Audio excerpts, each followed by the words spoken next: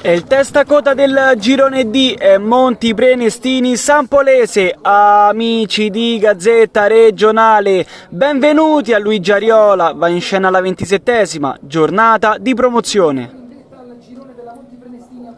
Quadriero sulla destra, serve Galvagno, cross teso in mezzo, risponde Crespo, poi Jukic passa subito avanti all'8º il Monti Prenestini con Jukic. Corner corto, De Luca, crossa dentro sul secondo palo, Ficola fa la torre per Colacicchi, raddoppia il Monti Prenestini e 2-0. Quadriero dalla destra, mette il cross, Crespo sventaglia fuori la minaccia, poi c'è il tocco di braccio di Tibulasi ed è calcio di rigore. Rigore per i padroni di casa. Quadriero contro Crespo, fischia l'arbitro. Parte Quadriero, cala il tris, la squadra di Cangiano.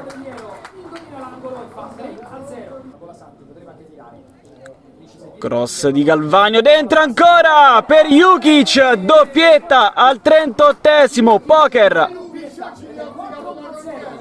Pera in avanti per Colasanti, si gira e premia Krasniqi, punta la porta e calcia, traversa di Krasniqi.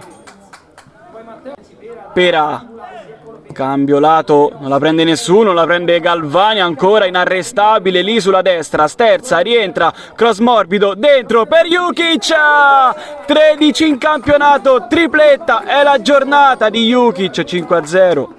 8º minuto sul cronometro della ripresa, ancora Quadriero, crossa dentro Jukic, questa volta non inquadra la porta.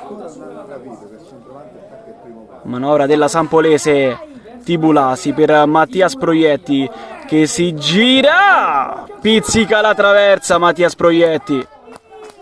Colasanti fa correre ancora Quadriero, morbido sul secondo palo per Prioteasa, è 6-0. De Luca sulla sinistra, cross raso terra, Garziamut, poi Prioteasa, il pallone rimane lì, Garziamut, 7 del Monti Prenestini. Finisce qui, stravince la squadra di Cangiano.